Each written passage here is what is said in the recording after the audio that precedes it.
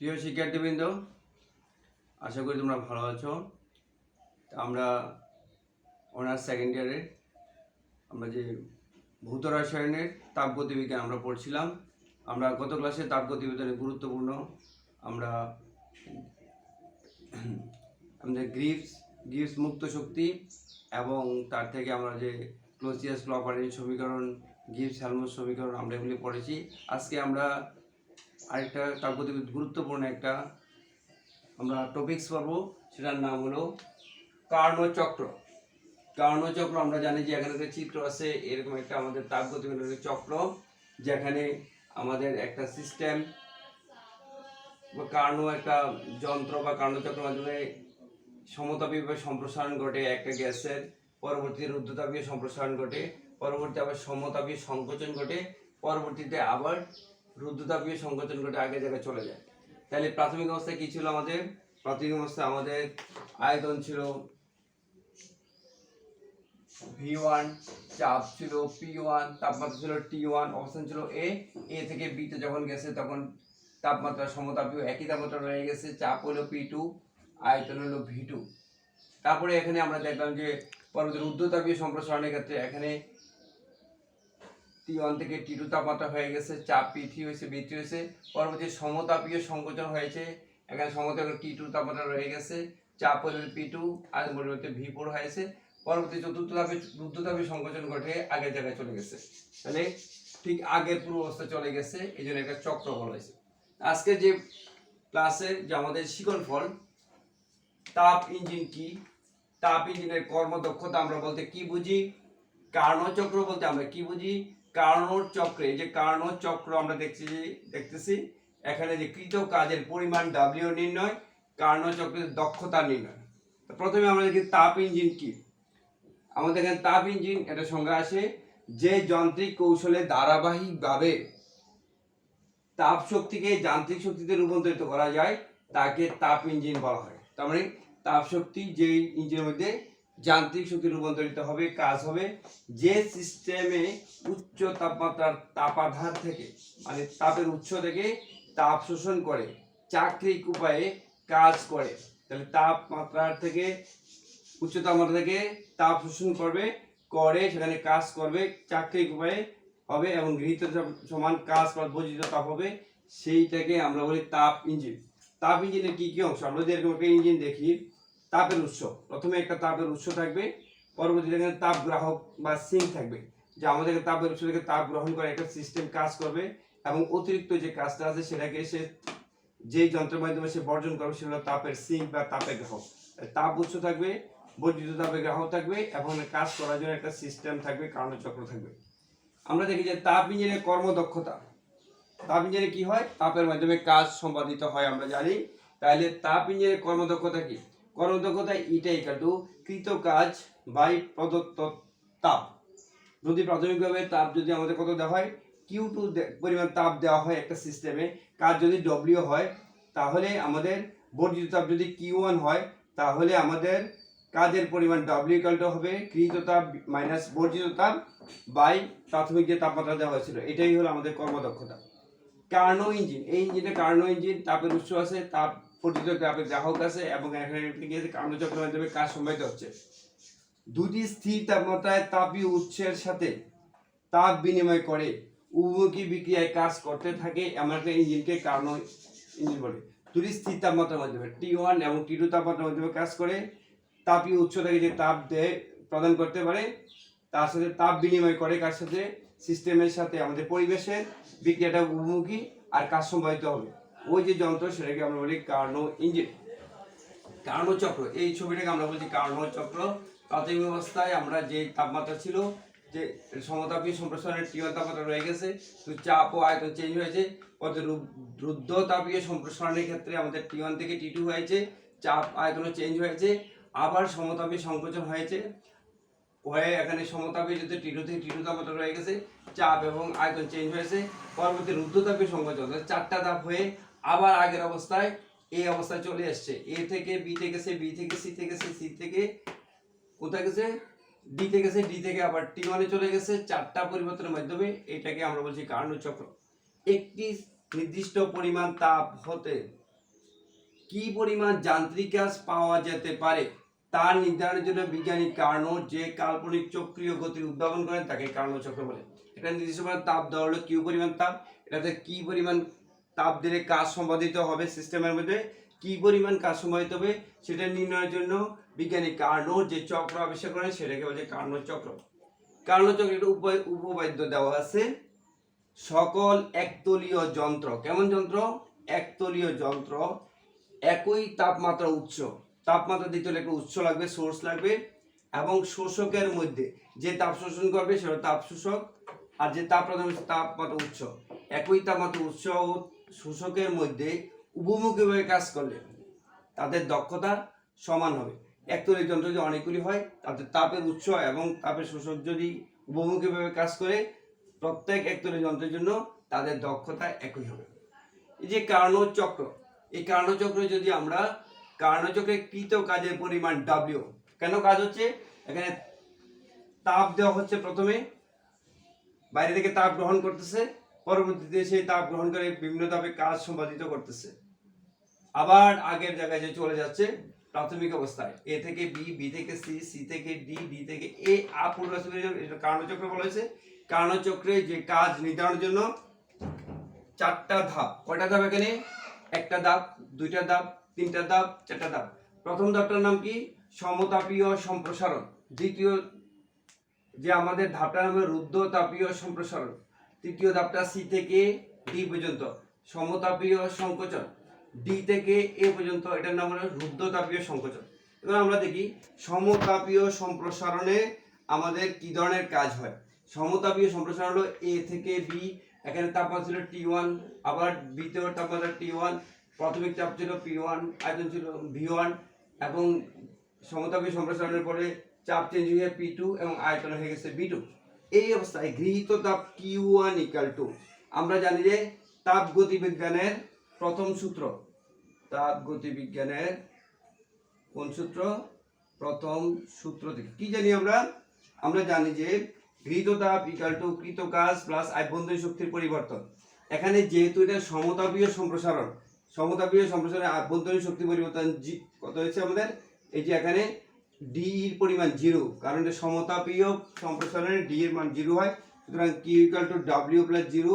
এইটার মান হলো আমাদের তাপগতির প্রথম সূত্রের সাহায্যে যদি গৃহীত তাপ সমান কৃত কাজের সমান হয় সেটা হবে RT ln V2/V1। V2 হলো আমাদের শেষ আয়তন, V1 হলো প্রথম আয়তন, R হলো মোলার গ্যাস ধ্রুবক, T হলো আমাদের সমতাপীয়, আমাদের এখানে T1 কত, এখানে T1। দ্বিতীয়টা হলো রুদ্ধতাপীয় সম্প্রসারণ। রুদ্ধতাপীয় সম্প্রসারণে এখন T1 থেকে T2 তাপমাত্রা হয়ে গেছে, এখানে কোনো তাপমাত্রা বাইরে থেকে প্রবেশ করে নাই, সেজন্য গৃহীত তাপ 0। রুদ্ধতাপীয় সম্প্রসারণের ক্ষেত্রে আমাদের এখানে গৃহীত তাপ = আভ্যন্তরীণ শক্তি পরিবর্তন প্লাস কাজ। এটা কোথায়? তাপগতিবিজ্ঞানের প্রথম সূত্র। তাইলে আমাদের দেখলাম যে dq এর মান হবে 0, সুতরাং এই যে d আভ্যন্তরীণ শক্তি পরিবর্তন সমান সমান হবে কৃত কাজ, আভ্যন্তরীণ শক্তি পরিবর্তনটা হবে CB × T2 - T1। এটা কিসের মান? আভ্যন্তরীণ শক্তির পরিবর্তন, CB × T2 - T1। CB = স্থির আয়তনে আমাদের কি মোলার তাপ ধারণ ক্ষমতা, CB কি স্থির আয়তনে মোলার তাপ ধারণ ক্ষমতা, T2 - T1 হলো T2 হলো শেষ তাপমাত্রা, T1 হলো প্রথম তাপমাত্রা। সমতাপীয় সংকোচন 3 নাম্বার যে আমাদের ধাপটা, T2 থেকে T2 হয়ে গেছে কিন্তু সমতাপীয় হয়ে গেছে এবং সংকোচন ঘটেছে। সংকোচন ঘটার কারণে তাপ বর্জন হয়েছে। এখানে কি হবে? তাপ বর্জন হবে। মনে করি বর্জিত তাপ সমান সমান Q2। যদি সমতাপীয় সংকোচন বা প্রসারণ হয় তার আভ্যন্তরীণ শক্তির কোনো পরিবর্তন হয় না। তাহলে এখানে যে আমরা dq সমান কি ছিল? কাজ যোগ আভ্যন্তরীণ শক্তি পরিবর্তন। তাহলে এখানে 3 নাম্বারের ক্ষেত্রে এখানে কি হবে? আভ্যন্তরীণ শক্তির কোনো পরিবর্তন নাই, সুতরাং Q2 = -W3। এখানে মাইনাস হলে কেন? চাপে আমাদের সিস্টেমটা সংকুচিত হয়েছে। যদি একটা সিস্টেম সংকুচিত হয় তাহলে কৃত কাজ হবে মাইনাস। তাহলে যেই শক্তিটা বর্জিত হলো সেই বর্জিত শক্তি বর্জনের ফলে আগের যে শক্তি ছিল সেখানে কিছু কিছু কাজ সম্পাদিত হয়েছে। কি পরিমাণ কাজ সম্পাদিত হয়েছে? W3। তো W কাজ সমান RT2 ln V4/V3।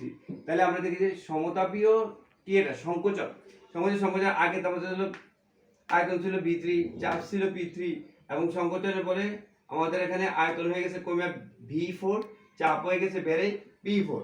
তাইলে এখানে সমতাপীয় সংকোচনের ক্ষেত্রে আমাদের W হবে R(T2)ln শেষ আয়তন বাই প্রাথমিক আয়তন। তাহলে এই ধাপের জন্য শেষ আয়তন হলো V4, প্রাথমিক হলো V3। তাহলে আমাদের কি হবে, কাজের পরিমাণ হবে R(T2)ln V4/V3। কত নম্বর? 3 নম্বর ধাপ, মানে সমতাপীয় সংকোচনের জন্য।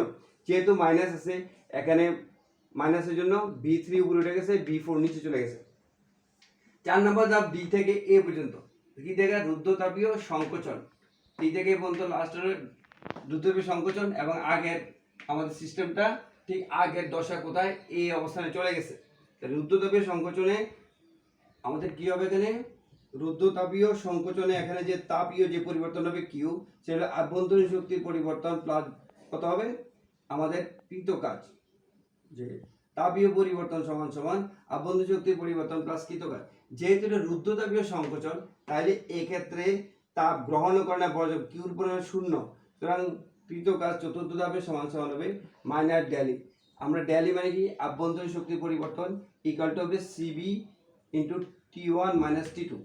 এটা একটা আমাদেরকে তাপগতিমের সূত্র থেকে আমরা পাই যে আমরা আভ্যন্তরীণ শক্তি পরিবর্তনের সমান CB মানে হলো যে স্থির আয়তনের তাপ ধারণ ক্ষমতা গ্যাসের মাইনাস T1 মাইনাস T2 এর শেষ তাপমাত্রা T1 আর T2। T1 ছিল শেষ তাপমাত্রা আর T2 থেকে T1 এ পড়ছে, এই জন্য তাপমাত্রা কত হলো T1 মাইনাস T2।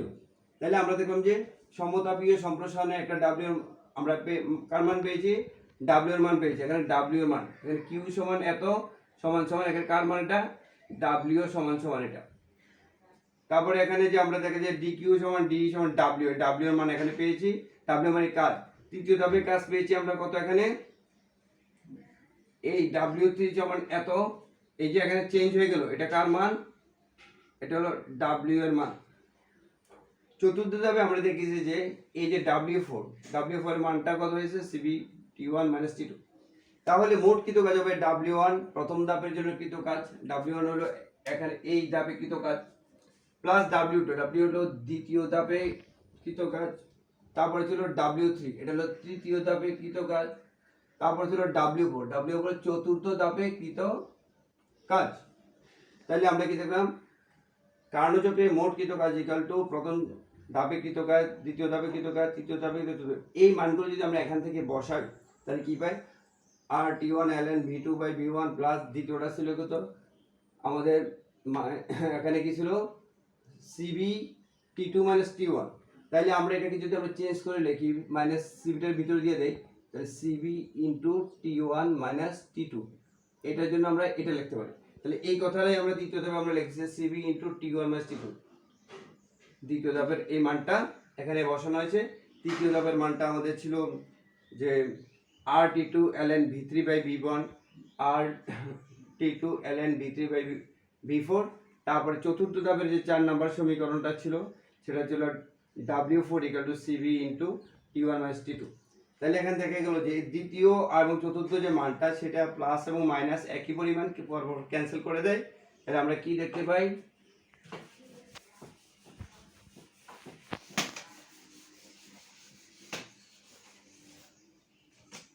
মোট কাজ আমরা দেখতে পাই W ইকুয়াল টু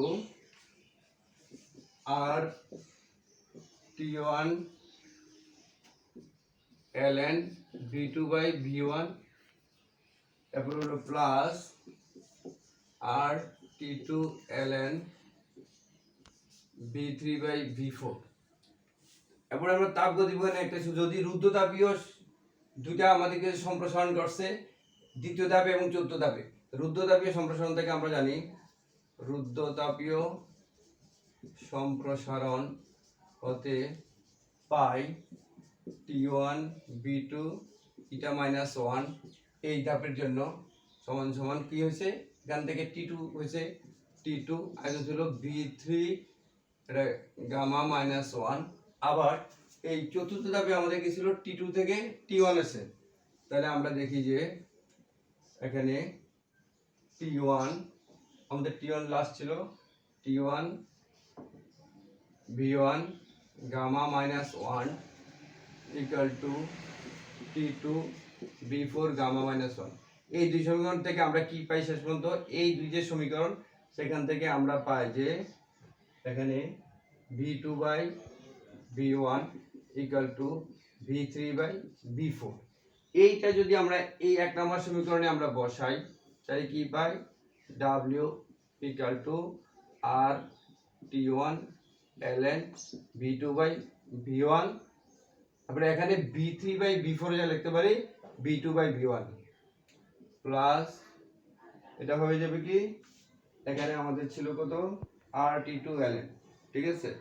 তো আমরা দেখ মাইনাস rt2 ln v2/v1। এখানে আমরা কি পেয়েছি? v2/v1 হলো v3/v1 equal to r common নিলে t1 minus t2 in ln v2/v1। এই যে এটাই হলো আমাদের কি, যে আমাদের মোট কাজের পরিমাণ। কার কাজের পরিমাণ? যে কার্নোট চক্রের মোট কাজের পরিমাণ আমরা বের করে ফেললাম। এখন যদি আমরা কার্নোট চক্রে আমরা দক্ষতা বের করতে যাই, যে আমাদের এখানে কার্নোট চক্রের দক্ষতা নির্ণয়, কি নির্ণয়? দক্ষতা। তাহলে আমরা দেখলাম যে r t1 minus t2 ln v2 minus v1 আমরা বের করলাম কি, মোট কাজের পরিমাণ।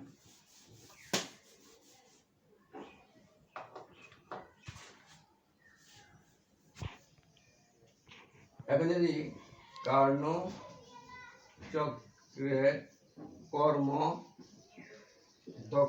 কর্মদক্ষতা এটা দিয়ে প্রকাশ করি। কর্মদক্ষতা মোট কৃত কাজ বাই আমাদের কি প্রাথমিক যে আমাদের তাপমাত্রা ছিল, কত ছিল আমাদের? Q1 প্রদত্ত তাপ কৃত কাজ বাই প্রদত্ত তাপ। তাহলে আমরা Q1 এর মান করছি কত ছিল আমাদের? দেখি W তো ঠিক আছে, W কত আমরা পাইছি R T1 minus T2 ln V2/V1। আর আমাদের যে প্রথমেই যে কাজটা ছিল কত ছিল? আমাদের প্রাথমিক যে Q1 ছিল সেটা ছিল R T1 ln V2/V1। আর মোট যে আমরা কাজটা পেয়েছি, কি পেয়েছি? মোট কাজ, কৃত কাজ, এটা হলো আমাদের কাজটা আমরা পেয়েছি। আর এটা হবে আর প্রাথমিক কিউ মান কত ছিল? আর t1 ln v2/v1, আর t1 ln v2/v1। তাহলে শেষ পর্যন্ত কত থাকে আমাদের এখানে? আমরা দেখি যে প্রথমে আমাদের যে t2 মাইনাস t1 আমরা কি দেখতে পাই এখানে, যে এখানে যদি আর আর কাটা যাবে, v2 কাটা যাবে, তার t2 মাইনাস t1 বাই আমাদের t1 থাকে। এটা আমাদের কি কর্মদক্ষতা। তাইলে আমাদের যদি কার্নোট চক্রের কর্মদক্ষতা নির্ণয় করতে হয়, আমরা কি দেব? যে প্রথম যে তাপমাত্রা শুরু করছে আমরা কত ছিল? t1, তারপরে কত ছিল আমাদের t1 থেকে আমাদের t2 চেঞ্জ হয়েছে, আর প্রাথমিক তাপমাত্রা ছিল t1। এটা হলো আমাদের কর্মদক্ষতা। এখন যদি আমরা দেখি যে এই যে কর্মদক্ষতাটা যদি আমরা এই যে w যে কাজটা আছে, আমরা জানি যে এখানে ইটা সমান আরেকটা জানি ইটা সমান w/q1। w1 কি? q1। তাহলে আমরা কি দেখতে পাই এখানে, এই যে ইটার যদি আমরা এটা গুণ করি, কোনটা গুণ করি?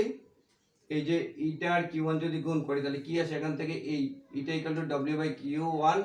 তাহলে আমরা দেখি w ইকুয়াল টু কি দেখতে পারি আমরা? q1 গুণ ইটা। ইটা মানে আমাদের কি কর্মদক্ষতা, কার্যদক্ষতা। তাহলে এই q into t1 minus t2/t1। তাহলে আমরা যদি এর মধ্যে w হলো কাজ ইকুয়াল টু প্রাথমিক তাপ গুণ কর্মদক্ষতা, কারণ w ইকুয়াল টু যে তাপমাত্রা আমরা দিলাম, তাপ দিলাম, তার সাথে যদি আমরা কর্মদক্ষতা গুণ দিই এই মানটা পাওয়া যায়। আমরা সবসময় জানি যে t1 মাইনাস t2/t1 এই মানটা 1 থেকে ছোট। কি বলছি? সবসময় প্রাথমিক তাপমাত্রা বিয়োগ শেষ তাপমাত্রা বাই তাপমাত্রা ভাগ দিলে 1 থেকে ছোট হয়। তাহলে এই মানটা যদি 1 থেকে ছোট হয় তাহলে অবশ্যই w যদি এই মানটা সমান হইতে হয়, তাহলে w থেকে অবশ্যই q এর মান বড়।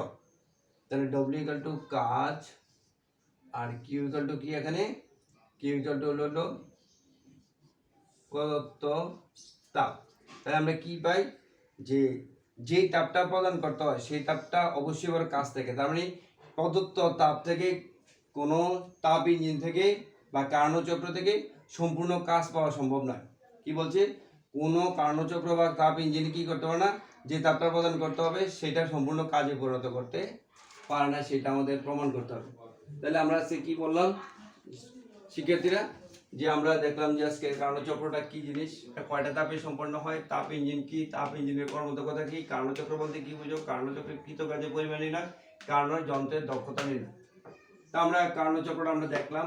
কার্নোট চক্রের ভিতরে 4টা ধাপ, সমতাপীয় সম্প্রসারণ, শুদ্ধতাপীয় সম্প্রসারণ, সমতাপীয় সংকোচন এবং দ্রুততাপীয় সংকোচন। প্রত্যেকটা ধাপে আমরা কাজের পরিমাণ নির্ণয় করছি, তারপরে মোট কাজটা যোগ দিয়ে আমরা মোট কাজ বের করছি।